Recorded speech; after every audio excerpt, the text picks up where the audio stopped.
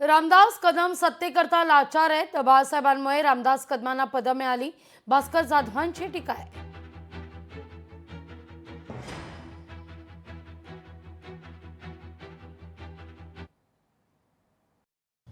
रामदास कदमाला काय कमी होतं? पैसे अडक्याची कमी नव्हती. मुलगा निवडून आला होता, राज्यमंत्री होता. तुम्ही सुद्धा तुमचं आता झालं तरी सुद्धा तुमचा आत्मा तडमडतोय. पण 4 वेळा नाही 6 वेळा आमदार झालात. विनोदी पक्ष नेते, काय विनोदी ना, विनोदी पक्ष नेता झालात. पर्यावरणाचे आमदार मंत्री झालात.